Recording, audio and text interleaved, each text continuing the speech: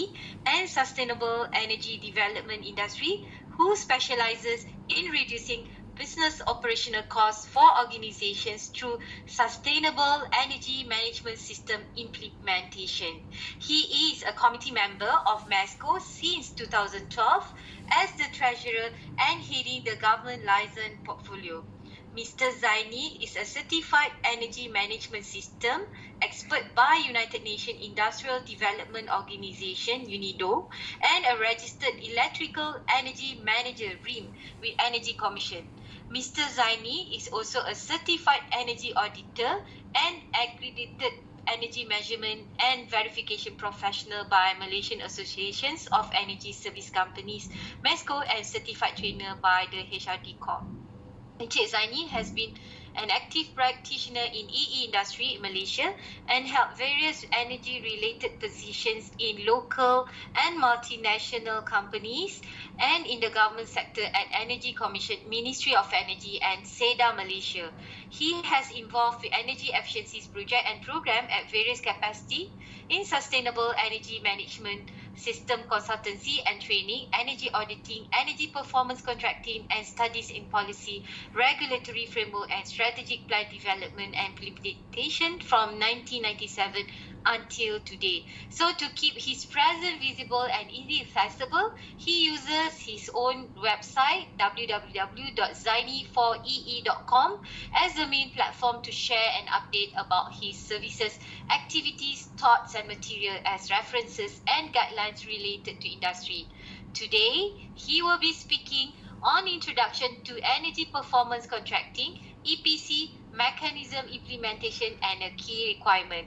Without further ado, let's welcome Encik Zaini. Over to you, sir. Okay, thank you very much, Dr. Nurul. Thank you to CGC. Thank you to all of you who are coming today, accepting the invitation by CGC to come for this session. I have to be quick because my paper basically is about what exactly the EPC and all that, because I think my president has mentioned a few times, right? Okay, about some area that I'm going to mention here. So that's me. I will talk about the introduction to the energy performance contracting or EPC. I'll focus on the mechanism, okay, implementation and key requirement if you want to do EPC. All right. So first of all, EPC actually is a part of energy service. Okay, energy service. So what's energy service? I give you some idea here. All right. You can see my slide, Dr. Nurul? All can see my slide? Just to double check. Yes, we can. All right, thank you. Okay, this is the example. If you look here, this is the figure here. The left side, the vertical axis is the electricity cost, okay, the bill, okay. And then let's say if you implement energy efficiency projects, all right, it costs you about 10 million, okay. Somehow you reduce your bill here increasing, right? Because expecting expansion, okay. As the BAU, and the BAU, your bill keep increasing because you're expanding, okay. But if you have some kind of you implemented an energy efficiency project through retrofitting, okay, or you replace all your equipment, let's say you assume you can save up to 30%. This is quite common if talking about industrial sector, building sector, 26 to 25 to 30% is quite reasonable. Okay, and then from there you can save about 30%. Okay, so if you who actually energy service is the service that bring down this energy bill. All right, the solution that bring down the energy bill, make it lesser, and then from the saving of this energy bill, okay, so called here, it can be if the party that implemented the projects, you know, Esco, okay, providing energy service, borrow the money from the bank. All right, so they can pay the loan, okay, throughout the, let's say in here 7 years loan tenure. All right. On top of that, they also can enjoy some if they can pay the loan from the saving, okay, and on top of that, the balance, you know, somehow they can somehow profitable for the company, okay. All right, so some kind of profit. Okay, even this is the difference here actually the avoided cost that they're supposed to pay. Okay, so after let's say the loan ended or the contract ended, okay, the total savings will be enjoyed by the owner. Okay, so this is applicable for two scenarios. One, if the owner borrow the money from the bank, okay, he can pay the loan from the savings. Okay, And on top of that, even they can have some extra. So if the one that borrow the money from the bank is the Esco, okay, the difference here, the 30% saving here, can be shared between the Esco and the owner. Okay, so there are two scenarios. So this is energy service, okay, is the service that will bring down this BAU to the so-called efficient stage, where you can save up to here in this example here 30%. This is actually from Australian model. Okay, next. So now let's have a look at this as a concept, right? So traditionally, if company wanted to go for energy cost reduction through large scale investment, either capex, own capex, or you want to borrow money from the bank, okay? So the traditional way, what they do, they tender the audit works. Energy audit is a process where they identify the savings, all right? And then from the audit works, they come up with the specification, and then they tender again for the contractor, other party, to implement the recommendation from the audit. And then the contractor will install. This is the traditional way.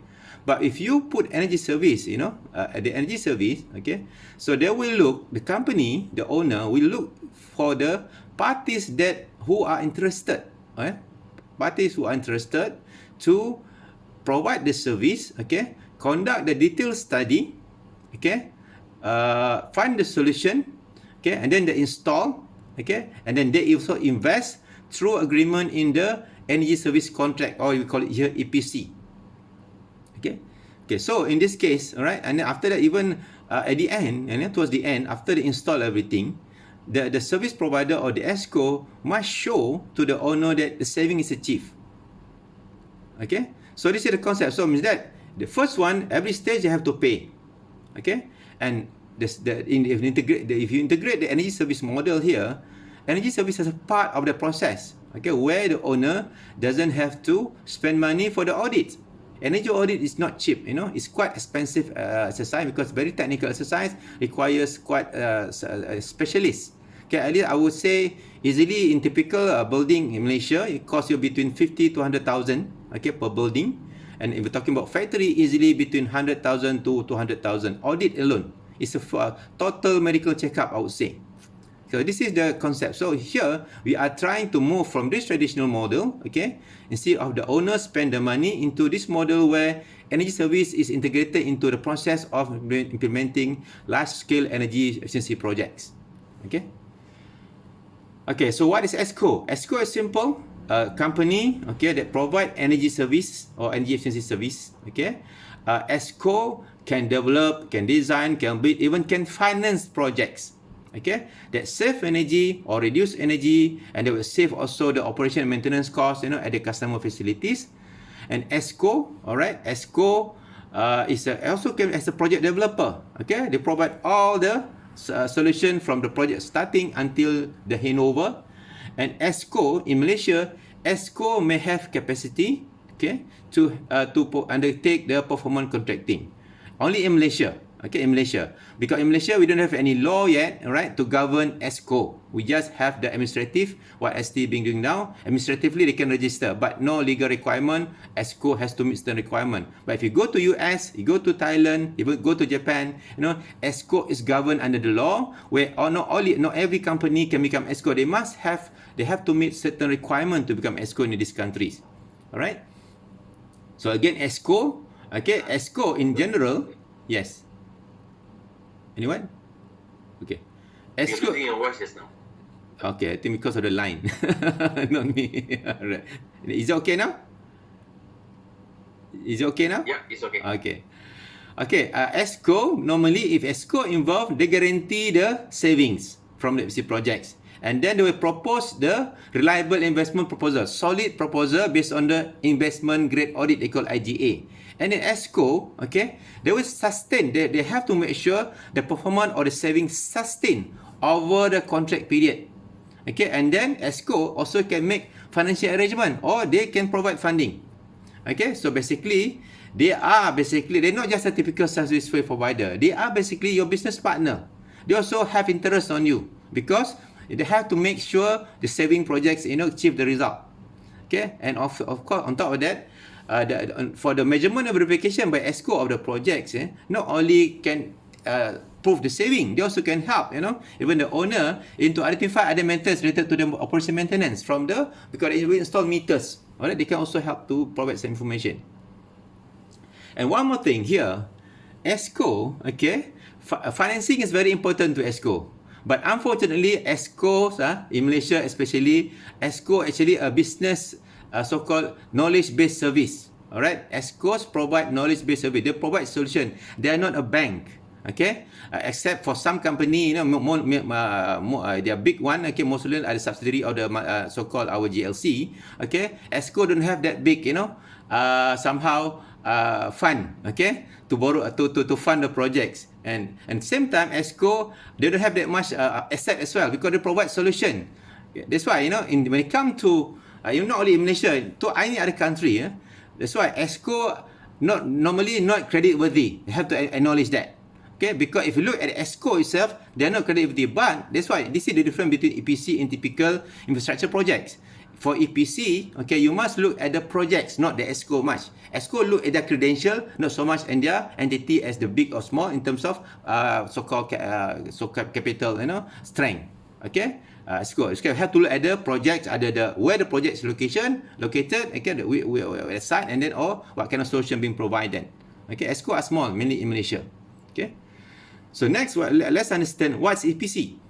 EPC basically a contractual agreement between the owner, for example, with the Escrow or service provider to get energy cost reduction through energy efficiency. So somehow the contractual agreement, they're guaranteed by the Escrow.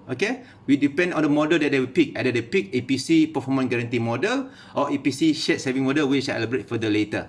Basically, Escrow is provide the total solution, guarantee the savings, and the payment to Escrow mainly either on project-based payment, lump sum, or through the savings, based on the agreed condition in the contract. That's the definition of Escrow. So if talking about scope of services by Escrow in EPC projects, I'm talking about this one mainly applicable for EPC model, shared saving model, where Escrow basically provided everything, from the funding, the engineering solution, together with the economic studies, design, all the authorities approval, implementation, testing, commissioning, maintenance. If you're talking about total retrofitting project, totally new equipment being replaced, even including the maintenance. Of course, finally, performance and measurement and reporting of the saving as well. And some Escrow provide these value-added services as well, but on the separate arrangement. So when it comes to any saving project, or where to invest, we're talking about investment, where to invest. Investment, you can do it either optimize the existing system, no major replacement, optimize the system. For example, you have the aircon system now. You add some control system, some smart system to make it more efficient. They call it optimizations. And then another one, through new design, an operational feature adding to the somehow replacing of the existing one. And then the third one, total retrofitting, meaning that they have the old system need to be replaced, or you can apply to renewable energy as well. Where to invest when it comes to investment. For EPC model, there are always two options. One, I think Engineer Arzo has mentioned earlier, right? I gave you a little bit further. EPC guaranteed savings, performance guaranteed saving, or EPC shared savings. For the guaranteed saving, who borrow the money from the banks? The owner, the building owner or the facility owner. And for shared saving model, the loan who borrow the money from the bank is the Escrow. The Escrow. And in this, all the above, all these two options, the two models, Escrow guarantee the savings. Means that they guarantee the technical performance of the project. Means that they guarantee the saving in general. Let's have a look. What's EPC shared saving model? This is the model. For EPC shared saving model, we have the energy user here, we have the Escrow, we have the bank. The bank here. So Escrow will borrow money from the bank to finance the project has been agreed with the energy user. And then Escrow deliver the service. Escrow finance the project from the loan Okay, and then Esco get payment from the saving from the user. Okay, from the saving paid from the user, from the projects, Esco will repay the loan, okay, to the bank. Okay, of course, with the Esco and the bank, they got the agreement for the financing. This is EPC model where basically bank deal with the Esco. Banks don't deal with the user. So even most user, okay, they don't want to hear about the bank. They just wanted to get the project implemented by Esco, then have got nothing to do with the bank. So only Esco lies with the bank, okay, to get the fund, okay, upon the sign of the EPC contract with the user, building owner here. So this is EPC shared saving model where Esco borrowing from the bank upon sign the contract with the user. We bring the contract to the bank, and then I got a project, so I need a funding. This is my so-called proposal to get funding, and the bank approve the funding, and then Esco can implement the projects. Okay, this is EPC shared saving model. This is another way to look at it. Okay, just give you another example to give you better understanding. Shared saving model. Assume here this is let's say this is the existing bill of the owner. Okay, the building owner, they have this much bill, and then they engage an Esco. Okay, they engage the Esco. Again, the Esco, and then conduct the investment grade audit. And from the audit, after that, we present the EPC investment proposal, and if agree, and then negotiate and sign the contract. Okay, and after signing the contract, they will implement the EPC projects. Okay, the first thing that Esco will do, they will establish the energy baseline, so that they can measure the saving later. Okay, this one actually require a lot of meter measurement and all that, at least for 1 month. Okay, and then implement, and then after the submit of the baseline, the Esco will do the retrofitting, implement the projects. From there, the bill getting lesser. Okay, so throughout the EPC contract period, all right, so this is the saving, right? This is the saving. So you're talking about shared saving model. The saving here shared between the owner and the Esco. Esco share is always bigger because they are the one who are investing. All right, more. Here I'm talking about the percentage I showed to you here is based on the up to 10-year contract. Maximum 10-year contract can be 70-30, 80-20, and 90-10. If you're talking about 24-hour operations, okay, for the factory, for example, we can go up to 70-30. But if you're talking about typical building facilities, normally 80-20, 90-10. If the building running less than so-called 12 hours and below, or the building up to 18 hours, it can go even up to 80-20 sharing. Okay, so this throughout the contract period. So after the contract period, okay, the total saving enjoyed by the owner. Okay, so all the asset being replaced will be owned by the owner. And the best part of this, zero cost to the owner from the start until the end. So it means that the owner doesn't spend any money. Okay, even the saving paid from the payment to Esco paid from the saving, and even the energy audit. One more thing here, energy audit at Esco cost. Okay, owner doesn't have to pay for the energy audit, all under Esco cost.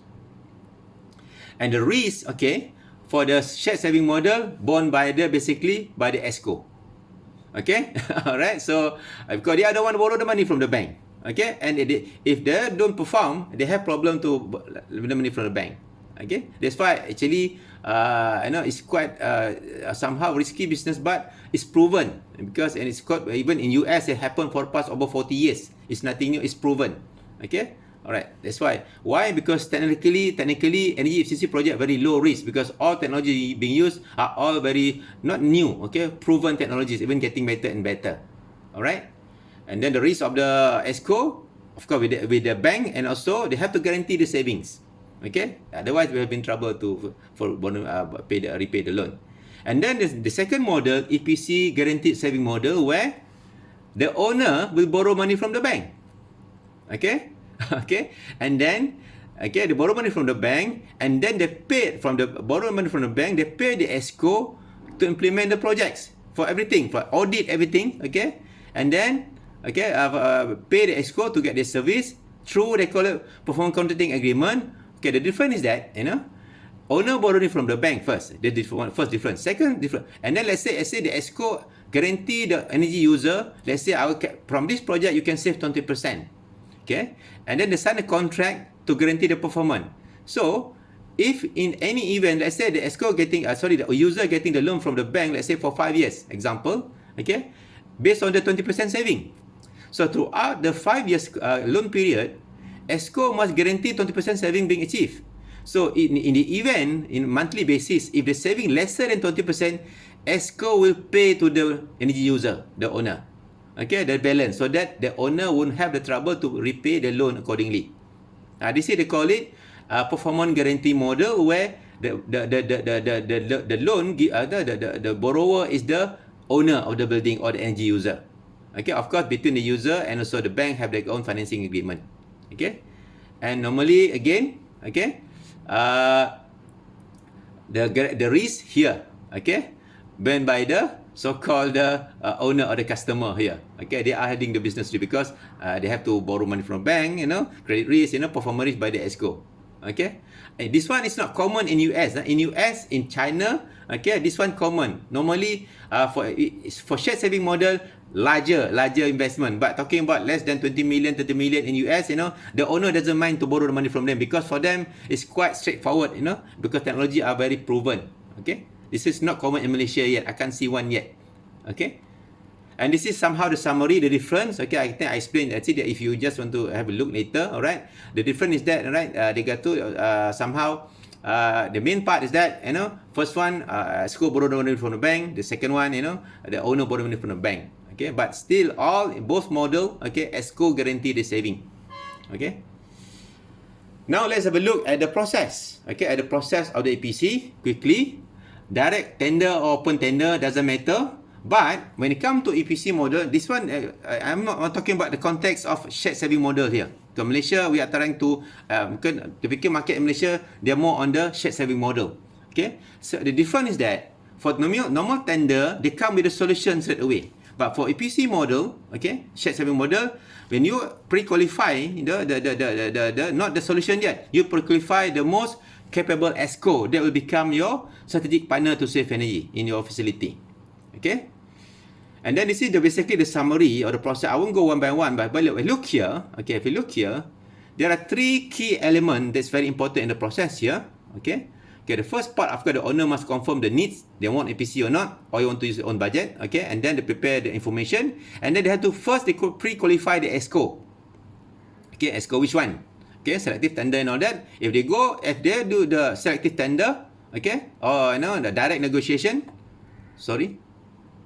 Okay, they just appoint the Escrow, or they can open tender here, and upon the appointment of the Escrow, okay, just the letter to mention to Escrow that, okay, you can conduct detailed audit now, and then from there Escrow will be able to prepare and present the EPC proposal.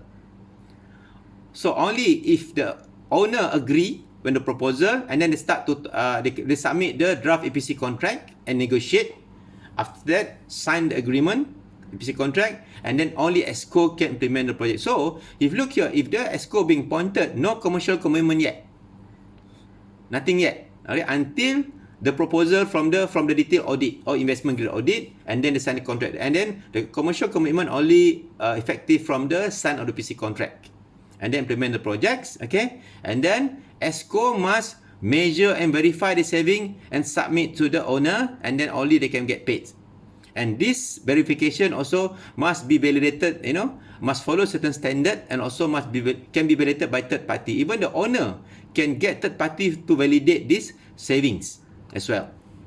This is the process. So key important point: pre-qualification of Escrow, negotiation of the contract, and also verification of the saving. Okay. So in the EPC shared saving model process, there are 4 stages. Preparation, development. Sorry. Yes. Cik Zani, are you sharing the slide? Yes, I am. Why? You can't see it? I think you need to unshare again. Alright. Share, unshare, and share again. So means that I talk a lot and then no one listen. It just disappeared, right? Okay, sorry for that because I didn't realize it honestly. Okay, I don't know what happened. I did not click. Okay, thank you. Okay, good. So am I here just now? So I stop. To what point you can see the slide here?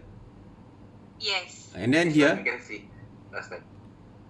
this one, is it okay? Okay. Here you can Yeah. see. Okay. Yes. This one you see, right? Yeah. Okay, Yes, partly. this one, yes. Yeah, this one Okay. is good. Sorry for that. Okay, I did not realize it. Somehow this online, this is the risk.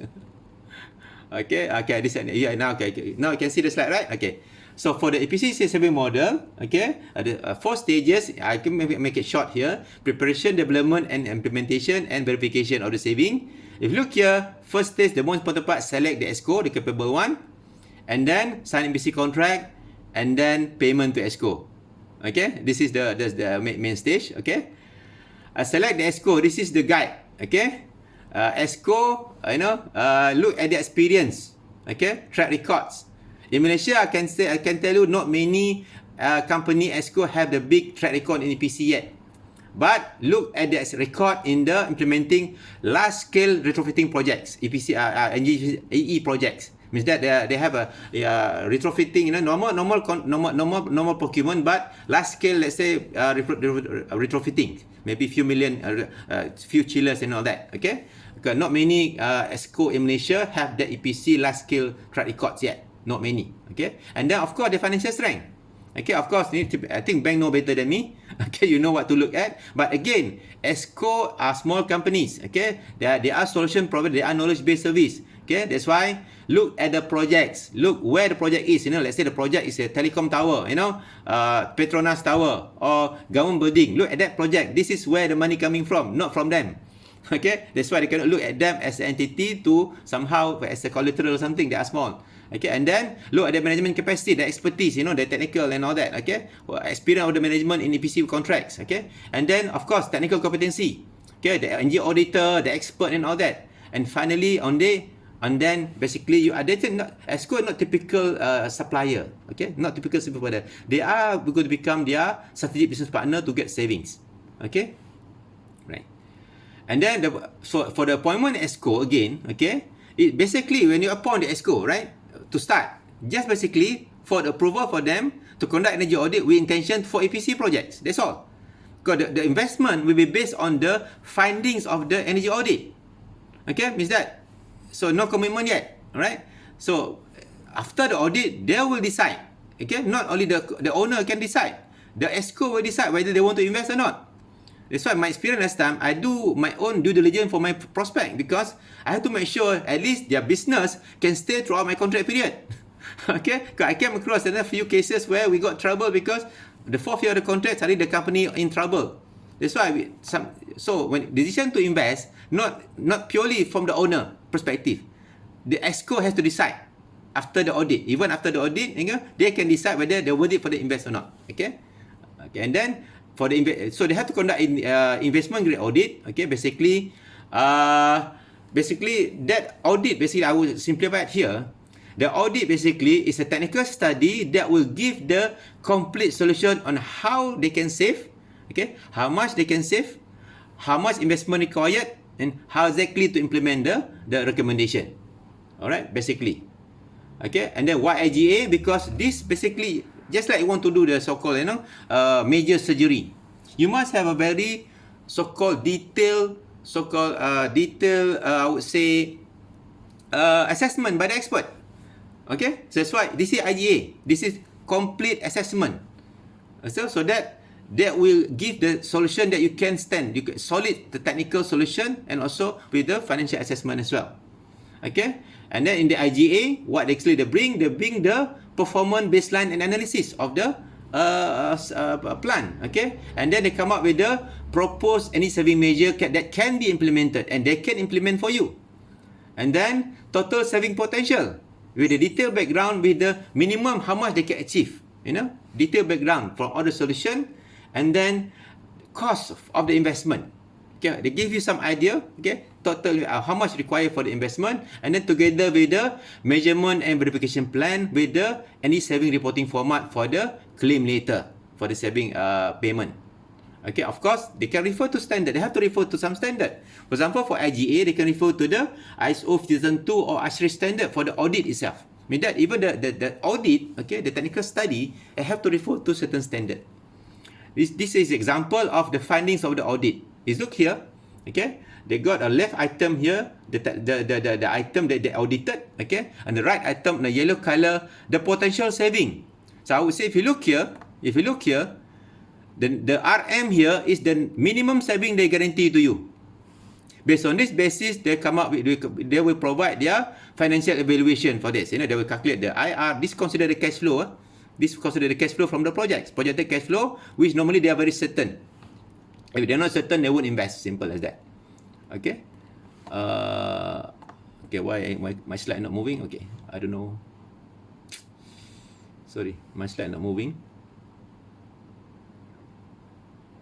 Okay.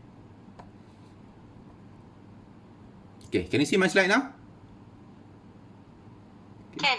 No, sorry. Is it now okay? Okay? Yeah, now. Okay, Okay. yes. This is one example. This is one of the, personally, this is one of my projects basically, but 5 years back, okay? Okay, small investment, not much, okay?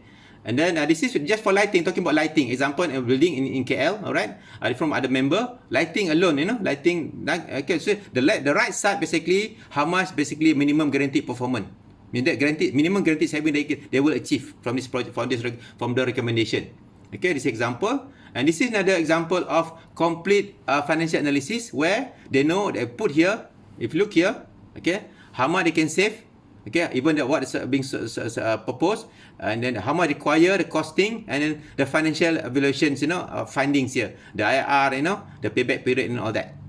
Okay, example of this one actually the hospital, one of the government hospitals. I think the project is almost ended already. It's a very good example. Okay. And then what you expect in the investment proposal. Okay. So the first one, of course, in the investment proposal, you must, what is really the detail, the guaranteed performance, minimum guaranteed energy cost saving, the ROI or IR, okay, the fundings, okay, they give you the options. Funding, either you want to buy directly or EPC. And then if talking about EPC shared saving model, how much the sharing and the contract period. Okay. And then next part of the proposal, detailed investment. Okay, investment, how much require the investment, detailed equipment cost, O&M cost, spare part cost and all that. And of course, the how to implement the projects. Okay. Okay, in the implementation. And then the next part in the proposal, the baseline, how they calculate the baseline. Okay. The methods, the data being used, baseline calculation, plus the detailed measurement and verification plan for the measurement of the saving later. And of course, finally, their financial information of the company lah. Alright, all that, they can get the fundings and all that. Okay. And then I give you some example, give you some idea. Alright, extract from actually the real case study here. One of the proposal. This one not big, not big, but the contract is about 3.5. Very short. Okay, very interesting. So this one internal funding. Okay, this is the savings, guaranteed saving from the aircon system and lighting system, 170/1000, okay, per year. And this is the investment. Okay, investment not much. Just like this is actually optimization, not retrofitting. Optimization, 200,000 over investment, and payback very short. Okay, example here, actually medium-sized hospital, private hospital here. Okay, ROI 80%. Okay, and then this is the contract. Okay, 3.5. Okay, somehow the sharing 80/20. Very interesting actually. Actually this project is quite straightforward. Okay, and then every month minimum Esco will get paid about 11,000 plus. Okay, for 42 months. That's all. Okay, and one more thing about this kind of model. If the Esco get more saving, if the client agree, the tie to the actual performance, the contract can be shorter. This is really a win-win scenario lah. Alright, okay. And then the stage number 3, implement the project. Just implement the project just like typical project implementation. They just do all the procurement, execute all that, they install, they test, commission, and then they start to do the training for the operation maintenance. Okay, normal project implementation, nothing new. And this is stage 4 is the most crucial part. Okay, measurement and verification. Okay, I think Dr. Dharma later will show you more some example. Okay, example of Mmv as well. Okay, so in that Mmv, alright, again here, this one I mentioned earlier, it will be in the contract. Okay, what will be agreed? There are few options here, either from the bill, energy bill, or from the short-term measurement. Okay, mean that they do some data logging for, let's say, for 6 months. Okay, or they can put fixed meter, permanent meter, long-term measurement, or you can use the data that being available from the system in the building itself. They got the BMS, building management system, for example. So this is how they establish the baseline. So which one they have to agree depend on the between the owner and the Esco. Okay. Alright, or based on the, even sometimes based on third party. Third party recommend the, based on the audit report by the third party. Alright. And then this is, okay, give you some example. You're talking about Mmv Measurement Verification. These are standards often being referred globally. Okay, most common one, number one, you can download this one for free. Okay, number one and all that, the number 4, the recent one by ISO. Okay, but the most common being adopted globally is the number 1. Okay, this I'll give you some example. You're talking about MNV, even bank wanted to get somebody to verify the saving, then you have to mention to them which protocol or standard you are referring to. Okay, alright. Even when they apply for the loan, you ask them what kind of standard you refer for your measurement verification. You can ask them. Okay, so factor you must consider in the MNV for EPC contract, the client must know the commitment. Okay. And the factor that affect the saving, they must be very clear on that, what factor affect the saving. And then how to evaluate some certainty, all the grey area, they must be clearly in the contract. Okay. And then minimum operating condition for the saving. And then energy price, they want to tie to the energy, let's say in Malaysia, if the tariff may increase, right? Tariff, so we want to tie with the tariff, or you want to just fix the rate for the cost savings calculation. And then you can also allow verification by third party. Okay. And finally, when to adjust the baseline, because for example the building, this year this operation, but next year they add new equipment, new wing or something like that. So they have to have kind of agreement on the baseline adjustment as well. And then how to balance between the uncertainty and the costing and all that lah. Okay. It's example here. This one based example MNV based on meter. They install meter, so they have the data before and after. This one normally this difficult to dispute because this meter is accessible to either Esco and also the owner, even by third party to verify. Okay, before and after. And some, in example in Thailand here, they use model. They did some kind of modeling. Okay, they compare the red color is the baseline. Okay, baseline, and then the blue color the actual. So they different basically the savings. This using some kind of statistical model and with some data analysis. Also, ada direct submitter. Normally, my case last time, always put submitter easier. Less dispute. Okay. But some cases, they agree to have some kind of model. But this model, data actually, to develop this model, come from the site, from the building owner, from the owner itself. So, they must agree this one in the contract, not after. Okay. Before they sign the contract. Okay. So, again, the selected and agreed MV method, MNV method, cost must be factored by Esco normally in the overall EPC project cost. Okay, simple as that. And then when it comes to contract, depends. In Malaysia, government no contract yet, no formal contract yet. But in the private sector, depends. There are many sources here. You can agree on the contract you develop together. You modify it from the existing contract. You modify it, a lot of things. Even you can download from free now. Okay, from free from a lot of online sources. Okay, but bear in mind for the online sources contract mainly lebih berat to the owner because they are developing that. So this one for advice for Esco lah. Alright. And then when it comes to the contract document, again, sorry, I think this is repetition. I think this one I just okay, this one take it out. Okay, I have repetition. And then for the implementation, during I said the implementation of the PC. So equipment, okay, the equipment. Okay, if the owner borrow money from the bank, the equipment owned by them. Okay, so for EPC shared saving model, basically ownership of the equipment, somehow it had to be agreed. Not only the handover actually after the contract ended. Okay, and then ownership by the financier basically until the loan is paid off. Simple as that. Okay, operation again for the operation up to the which one they prefer. Esco we conduct everything. Okay, Esco just maintenance, operation by the client. Okay, Esco maintenance only, operation by the property management company, or the other parties. There are many. My point here, there are several options that up to the owner and the Esco to agree. Okay, on the operation maintenance of the contract. Okay, payment to Esco. Okay, fix. And then deduct at the end any shortfall at the interim period. Okay, or fix deduction towards the end, maybe the last 6 months. Okay, they look any error. Okay, deduction from that point. Okay, or purely from the measured cost saving, actual saving. Again, up to the owner. My experience last time, some people to have fixed. Okay, fixed and the first one, fixed and deduction in the interim period, or purely on measured cost saving.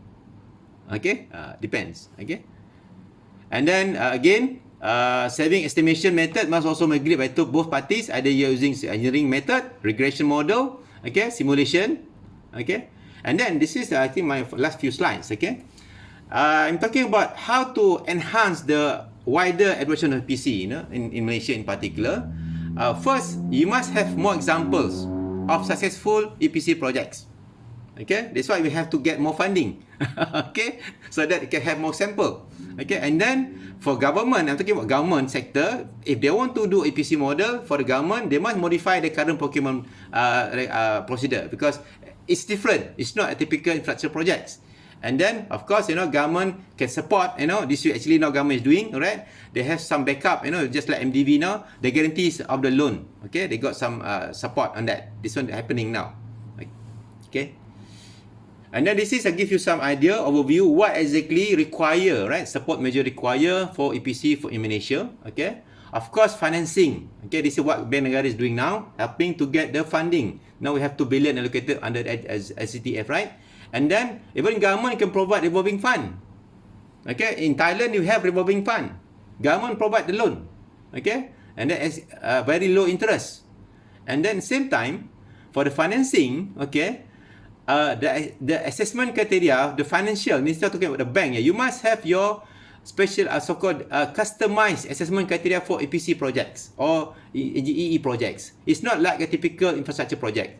This is something where MESCO can help to develop this. Okay, of course, for the technical assessment, okay, they must allow some kind of competent independent third party to verify. Okay, this is where also MESCO can help to help the bank, right, to since may come to look who are the expert, in the market, they can help you. And then the assessment criteria must be transparent, so that all parties, whatever player want to come, they know what to expect, so that they can prepare themselves.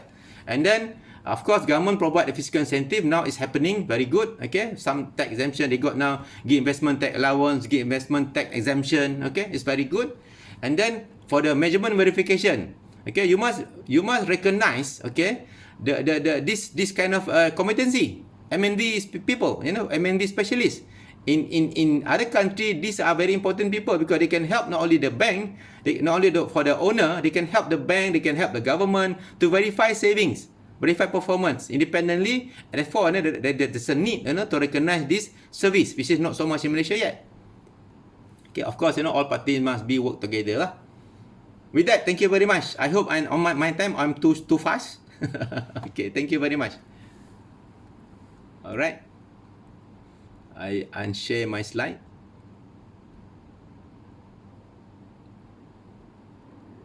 Okay.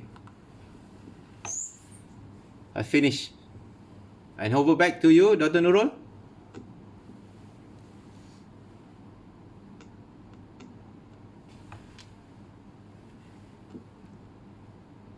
Dr. Nurul? I guess Dr. Nurul is probably tied up. Okay. So, how about Mr. Zaid? I leave it to the host now. Okay. All right. Am I too fast or what? Thank you very much, your Zaini, your credit. It's very eye-opening. I think most of us are probably exposed first time to the financing model. Anyway, I bet there will be a lot of questions later. Yeah. I try to make it very layman, I try to make it as simple as possible. I know my audience today, I try to make it very, very simple, not very technical, but like it or not, mention bit technical, but I hope that, you can ask anything, during the Q&A. All right, thank you very much. Okay. Okay, Dr. Nurul, thank you so much, Cik Zaini. Sorry for the interruption. Okay. Now, I would like to call the fourth speakers of the session, Dr. Dharam Raja, MESCO committee member. Before that, Doctor,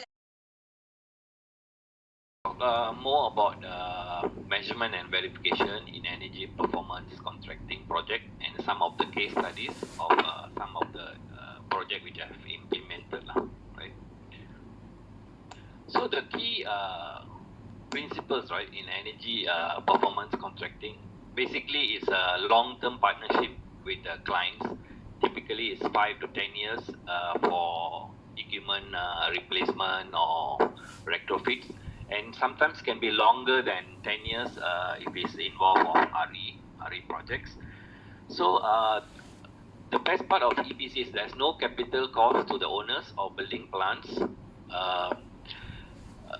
where the risk and responsibility is basically both the parties, and performance can be easily measured.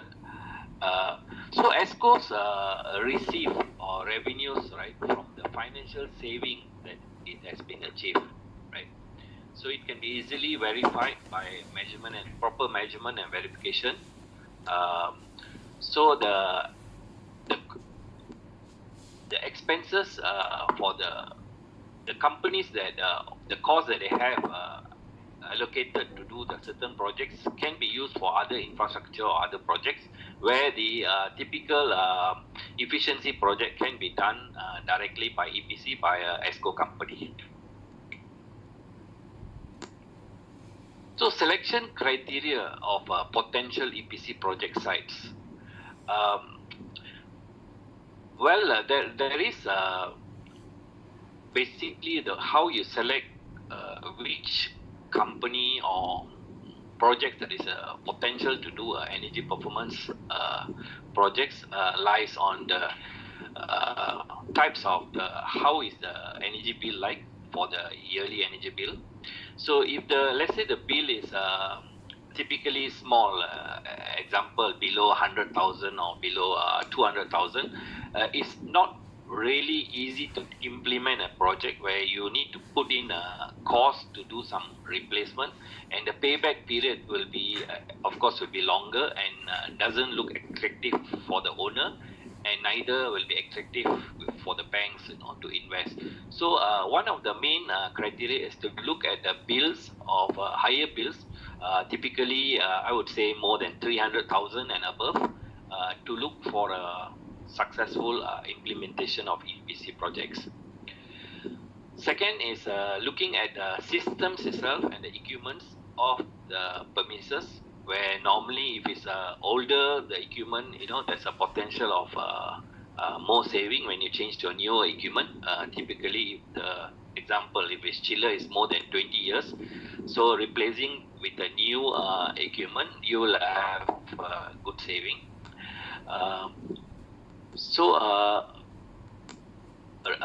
Consistent energy use pattern, right, in the surveyors. So you have to verify the usage for around 3 to 5 years and see how is operation pattern. So and assess on the energy bills, records and information. Assets that have already planned for major capital investment. There are sometimes company already have a budget to do some kind of replacement for changing of older equipments. So where that money actually can be used for other infrastructure or other usage, and it can be turned around to be an EPC project, right? And of course, a large facility with complex system where you can actually further improve it to get more saving.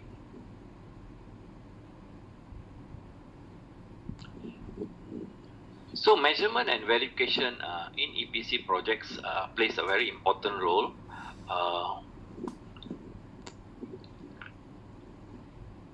So let's go to the basic. So you can see here on your left-hand side, we want to actually reduce the RM, right? We want to reduce the utility cost. So on it's basically charged by per kilowatt hour, right? It's charged by the utility company, which is controlled by the utility company. So only way to reduce the RM is to reduce the kilowatt hour, right? So RM divided by kilowatt hour times the kilowatt hour. If you reduce the kilowatt hour, you'll have a saving in terms of RM. So to lower the utility cost, we have to lower the kilowatt hour, since the utility rate is not controllable by us, right? So there's a simple explanation. So example, efficiency improvement in a chiller plant. We to get saving in terms of RM, we need to reduce the kilowatt hour. So to reduce the kilowatt hour, the only way to lower the kilowatt hour parameters, to lower the kilowatt per ton parameter, which is the efficiency improvement, right? So you can see the index kilowatt per ton is the efficiency index. Kilowatt is how much power input to the cooling system, and ton is what is the tonnage available to the building, right? So you divide by power input and tonnage used, you will get the efficiency index, which is kilowatt per ton. This index can be easily measured in any facilities for a cooling system, where you can easily measure the power input to the cooling plant, and you can actually measure the tonnage out to the plant, from the plant. Right, let's say assuming the kilowatt per ton, right, is example 1.0 kilowatt per ton, right? We can bring it down state of art from 1.0 kilowatt per ton to 0.6 kilowatt per ton, right? So the ton is the cooling ton requirement. The load depends on the weather, equipment, production processes, numbers of people, envelope of the building. Again, this is uncontrollable parameters. Assuming you require 400 ton, right? 400 ton. For a new replacement of equipment with, you must maintain at 400 ton, or you have to give higher than 400 ton. You cannot go lower than 400 ton. Of course, if you bring that the ton lower, you will also have reduced kilowatt hour, but this is not what we want. We want to maintain the existing tonnage capacity and also the hours of operation. If it's previously hours of operation is 24 hours, we want to maintain at same 24 hours. Of course, if you bring down the hours to from 24 hours to 20 hours, then you will also have a kilowatt reduction. So these two item, tonnage and the hours, is we are not going to adjust. It's going to be maintained as the existing when we do the audit. So only parameters that we can reduce is the efficiency index. So that's why for any EPC project, easily can be identified by measuring this index, which is kilowatt per ton for cooling plant. You can measure CFM for compressor plant, and all the other index, right? Kilowatt usage of meter squared of for lighting usage, watt per meter squared. So these are the index that can you actually reduce in order to get a kilowatt hour saving. So MNV in EPC projects, a number of factors can vary the energy use is critical to be able to measure the energy efficiency saving and this saving and verify this saving. So when an EPC project is before awarding, before preparing the contract for the EPC, a proper plan must be designed before the implementation, and also must have a proper MNV plan to verify the verification. So the plan should verify the method to monitor, to measure the energy consumption, and method of calculating the saving, including the adjustment to the baseline. So this is another important thing, where the baseline adjustment is need to be included in. Sometimes it can be based on the tonnage requirement. The tonnage can be more, so we will give like plus minus 20%. You can be from 400, maybe you can go up to 430 ton.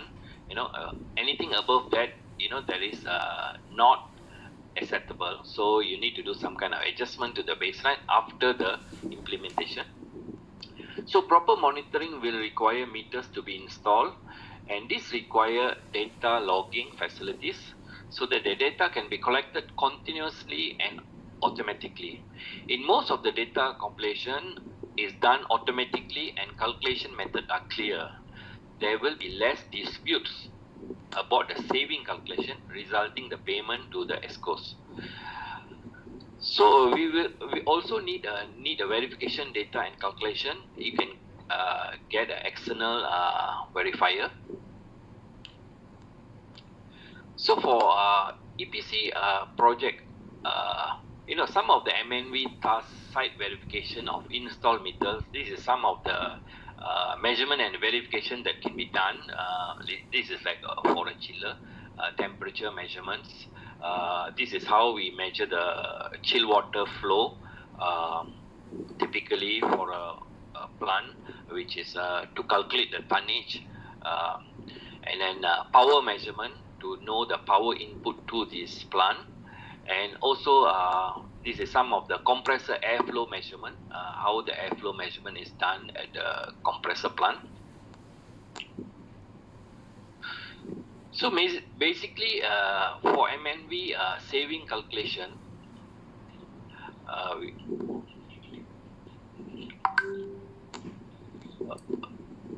you will have adjusted energy saving is based on adjusted baseline energy minus the actual, and the adjusted baseline energy, right, is equivalent to baseline energy plus routine adjustment and plus minus non-routine adjustment, right? So basically the baseline energy will vary based on requirement of the tonnage. If let's say your baseline energy is done during the tonnage measurement of let's say cooling tonnage is around 300 ton, when your actual measurement the tonnage has been increased maybe 330, so there will be some adjustment done at the baseline based on the current situation. That means assuming previously it is running at I just give an example. Previously it is running at 300 ton, and now it's running at 350 ton. There's an increase of 50 ton. So the baseline need to be adjusted at 350 ton. So there will be a verification, clear verification how it's done. So and the actual energy is equivalent to energy consumption measured during the post-retrofit performance period. And baseline energy is energy consumption measured during the baseline period. So this is initial measurement done, and actual measurement is after the retrofit is done.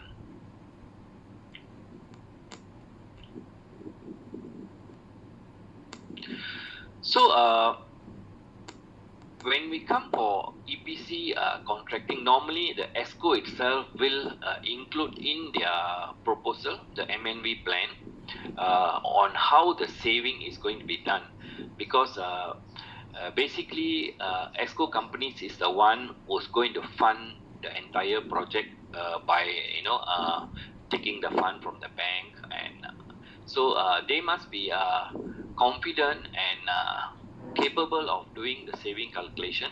So normally they will prepare the MNV plan. All right, they will prepare the MNV plan, so the client can see how is the MNV process and how the saving is being made, and if they're happy, and then they will go for the contract. There are sometimes client will get another third party verifier to verify whether this MNV process is correct or is acceptable, right? So it depends on the client, whether they want to get another third party verifier.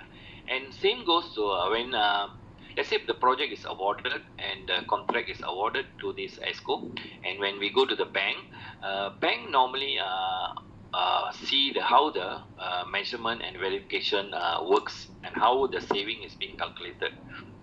So again, bank can also engage another third party MNV verifier to verify whether the saving calculation that was provided for this particular project is correct, right? So this one of the example measurement and verification saving calculation. This is for chiller plant saving, which is 143,835 kilowatt hour. So the adjusted baseline is 258,903 and actual energy consumption, which is 115. So cooling load consumption, which is a ton hour, this is a tonnage measured over the hours of operation. So we get ton hour, right? So kilowatt hour is power usage over the hours used. So dividing power usage over the time use and ton usage over the time use, you will get the efficiency index. So assuming previously efficiency index was measured at 1.8 kilowatt per ton times the cooling ton. So 1.8 times cooling ton consumption, which is current measured value.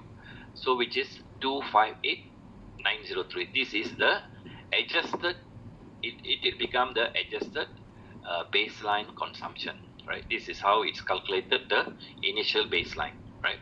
So and retrofitted energy is very easy. You measure the efficiency index currently, which is current after installing the new let's say equipment, then you measure the index, you get 0.8 kilowatt per ton. Times by the cooling load, right? Cooling load is still the same, 143,835 at the current condition. You get 115 kilowatt hour, right? So minusing 258 and actual usage 115.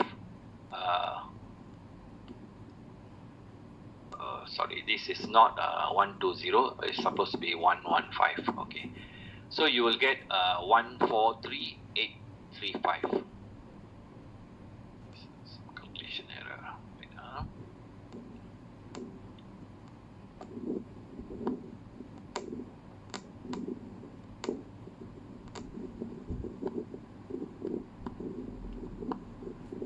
sorry, this is an error. It's supposed to be not 115. It's 120,618. Okay. So minus these two, you will get 143,835. So this is how a saving calculation monthly will be calculated for a site which has been installed. So based on 143,835, and then you times by the unit rate per kilowatt hour, which is let's say 0.4 kilowatt hour, RM per kilowatt. So you times by 143 or times by 143,835 times by 0.35, you will get the in terms of RM value, right? So that is how we calculate the monthly value. So and we will bill them accordingly from the saving calculated.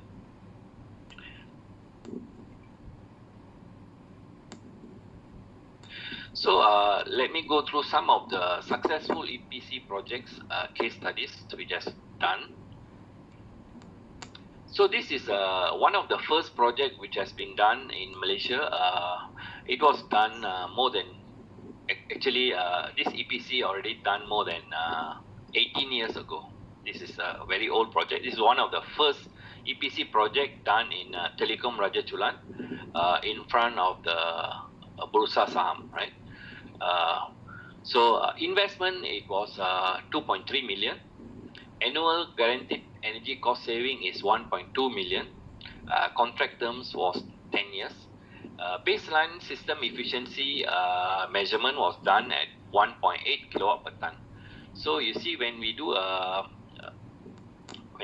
chiller replacement, these are the index that is very important to define as a baseline efficiency. So when we do this measurement, let's say 1.8 kilowatt per ton, when we do during the investment grade audit, this index and the tonnage used by the plant or the building need to be verified and need to be agreed by both parties, right? This is when we don't want to have any dispute once the contract is awarded and the retrofit works has been completed. So this 1.8, and let's say the tonnage is 380 ton. So we will specify this was the tonnage before and this was the efficiency before, right? So during that stage, the client can also call another third party verifier to verify this index is correct or not. it's a 1.8 and the tonnage is correct. Then before they proceed with the next stage, which is the retrofitting stage. So this project, the newly retrofitted system efficiency was improved to 0.6 kilowatt per ton without compromising the required cooling load, right? So the cooling load required during that time, it was 380 ton. Reducing the operating cost of the chiller is about 63%. So detail of this project is there was existing 6 numbers of air-cooled chillers, 200 ton RT. So we have actually changed it to 1 numbers of 400 RT, energy efficient cooling system chillers, including cooling towers, pumps, and chill water pumps, and also condenser water pumps, and also implementation of online monitoring system for MNV and for analysis purpose. This is Telecom Raja Sulan. This is a new currently installed chiller, newly currently installed cooling towers, pumps. So you can see here over here the system efficiency is this is after 10 years, it is showing 0.634, but initially it was 0.6. Pre-retrofitted system efficiency was 1.8 kilowatt per ton. This project was almost 18 to 20 years. Now maybe it's around 18 years. Initially, this funding for this particular project, which is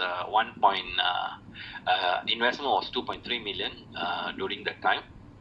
It was not funded by any Malaysian bank, and also there was no funding available during that time. So it was actually invested by a Singapore bank. It was invested by a Singapore bank, where the proposal was brought into Singapore and we got the fund from there.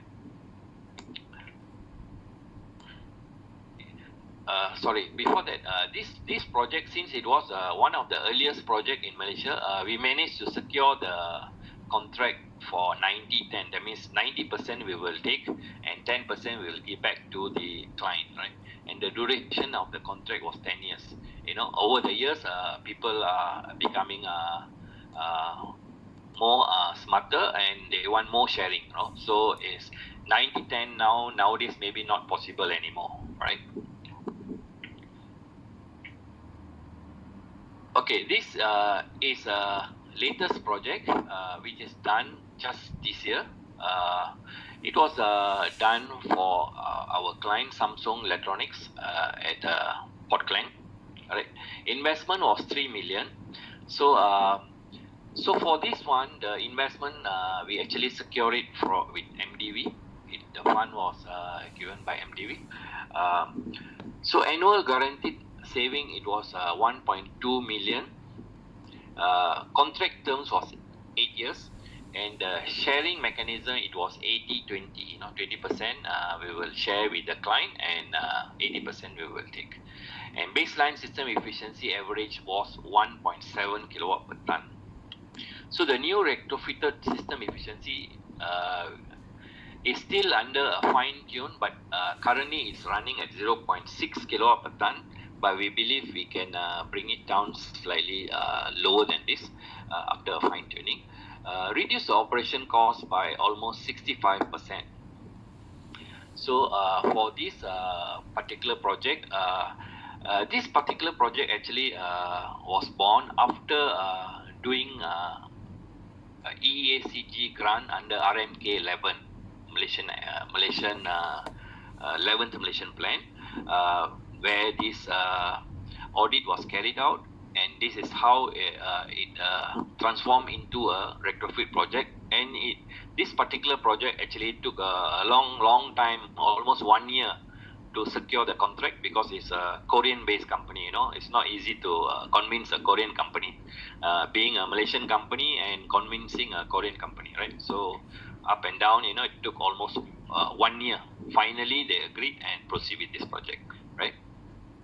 So this project is now just completed last month. So you can see here a detail of this project. Over here on the left hand side, this is where on the left hand side, this where the arrow is where the chiller plant. We have installed a new chiller plant here, and a new cooling tower is all here. So there's underground piping which has been done from this particular building all the way to new building. So we actually link 4 buildings. This is quite a major project where there is 4 chiller plant before, 4 particular building which has individual chiller plant, and we combine it into a one single plant, by having one chiller plant, which delivering to all the 4 plants. So estimated saving is 1.2 million with the newly retrofitted combined chiller plant and improved pumping. New chiller plant is targeted to operate at 0.6 kilowatt per ton. So for this particular one, magnetic bearing chiller was selected, 500 ton RT, and cooling tower was selected based on 85-95 degree F, and chill water pump and condenser water pump. So basically, why I always emphasize more on cooling system, because cooling system use almost 50%. Any questions? Yeah. Can we have all the speakers to switch on the camera? Yeah.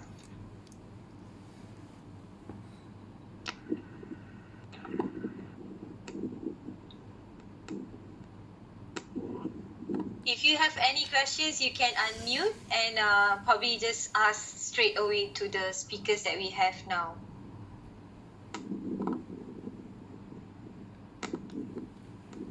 Just to kick off, right? I think one thing that maybe we can look at this, right? For this kind of investment, the way we look at it, it's more direct domestic investment, right?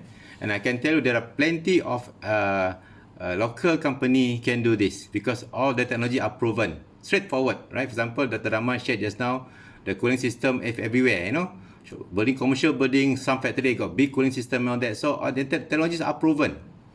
So very technically, very low risk. But there are plenty out there. This can be very good, even can be our new source of economic growth, internally. Because last time Dr. Rama had to secure the money from Singapore. Even my last time, I have to secure money from China. Some of the state-owned bank in China, because we can't get local bank to fund the projects because they are not familiar. We hope this program can enlighten banks, beyond this. Okay, thank you. Just to kick off on that. Okay, we have questions from Alexa. Alexa, you can unmute and ask. Hi, thank you to panel for delivering such an insightful topics this morning. Sorry, I couldn't switch off my camera because I have some problem on my laptop. But what I want to ask is, so I'm from a bank, and I think in recent years we've seen a lot of banks setting sustainable finance targets. They want to channel funds into sustainable projects and stuff. Not just on loans, but there are also allocation towards, for example, green bonds or social bonds for that matter. So on projects like this, do you think there would be any regulations to actually set to make it mandatory for maybe, for example, like a hydro power plant or a coal-fired plant that are actually looking at retrofitting projects to list out all the criteria, for example, like their life cycle emission, their power density, because I believe a lot of this information were not available, like even when they issue a bond, and these informations are not made available on their information memorandum, and nowadays, I think a lot of international banks, when they want to claim that this project is actually green or sustainable, they will have to fit all these criteria, like maybe the life cycle emission have to be below 100 gram carbon dioxide per kilowatt, for example. But I can't seem to find this information online or in the information memorandum.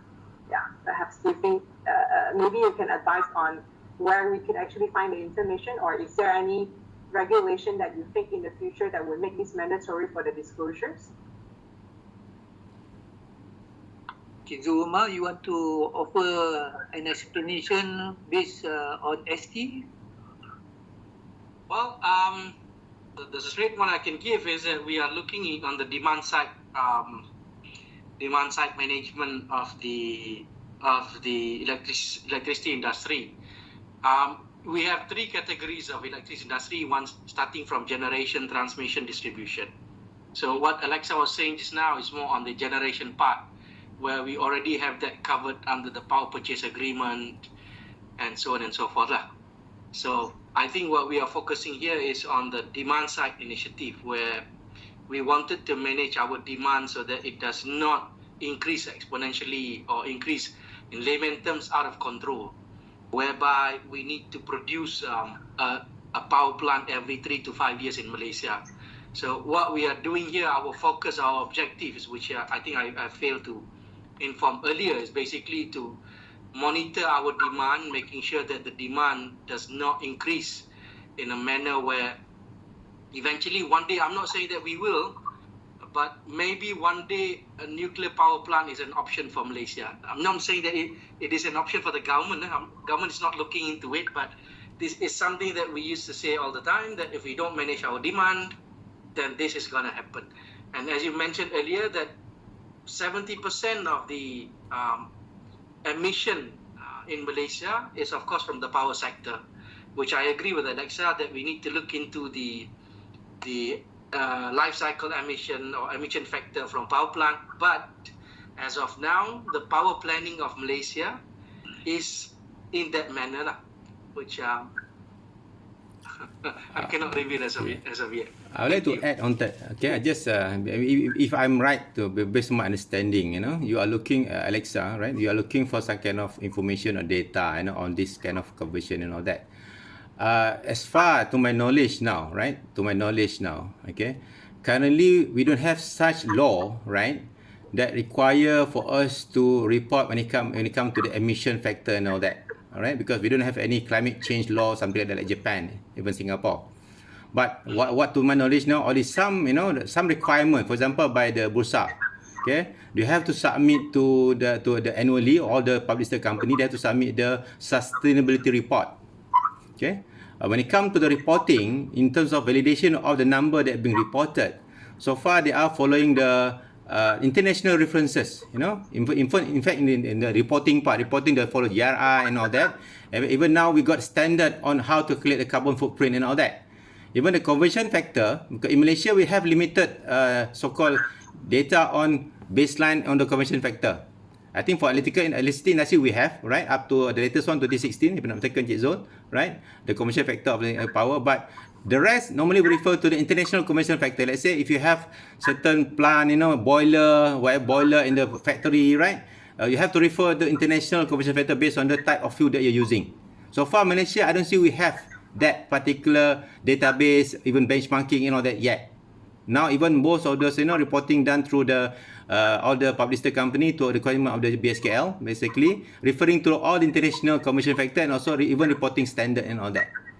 I hope that somehow enlightened to you on that. I think for energy sector, for electricity industry, I think we have, okay, maybe we can refer to SEDA website, we have the conversion factor, but others I'm not sure. I'm not sure. Even the LUCF just now, right?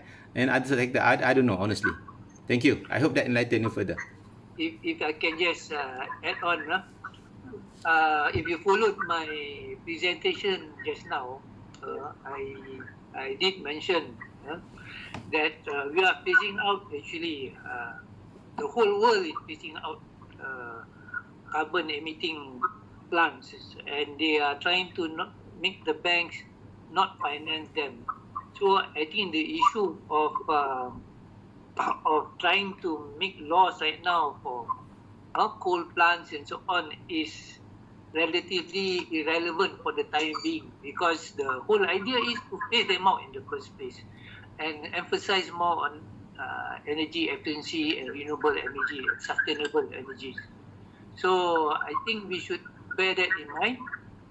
Meanwhile, of course, all the power plants, regardless so long they are still surviving right now, are required to submit their performance level to ST every year. I don't know what they are, but I'm quite sure they are being monitored in order for them not to go against a certain level of pollution or things like that. So I think that's my take on this emission by power plants. I see. Yeah. Thank you. Yeah. I think what I was trying to elaborate earlier on. I mean, I understand from the coal power plant point of view that the nation is trying to phase that out as well. I think from a bank's point of view, or maybe from the buy side, from investment, when they want to invest or channel the financing into for example, renewable energy that can be claimed as green, because there are certain criteria to be fit, and to actually have that sort of disclosure. For example, it could be a solar, it could be a geothermal emission for that matter, or hydropower. I mean, because Malaysia, we do have a lot of hydropower plants, right? To actually have those disclosures would actually boost more investment or help channel the financing towards those projects. That was just my take. Yeah. But thank you for the answers. Thank you. Just I think yeah. You are still addressing power plants lah, you know? Yeah. On the supply side. Yeah? Yeah. So I think our focus here is more towards demand side. Understood. Yeah. But I think recently last year I saw in the news somehow we were coming up with the so-called climate change law, all right, climate change mitigation law. But I think if that happened, I think that should be covered under the disclosure and all that. There should be. I heard some last year it was announcement by the Ministry of Environment and Water, right? But we don't know when. Right. Understood. Thank you all. Okay, what bank are you from, by the way? I'm from Maybank. Oh, okay. Yeah. Is your building green yet? Trying to. Oh, example, you are the biggest bank, please. We are trying to reduce our Scope 1 and Scope 2 emissions, yes. Right. Scope 3 coming.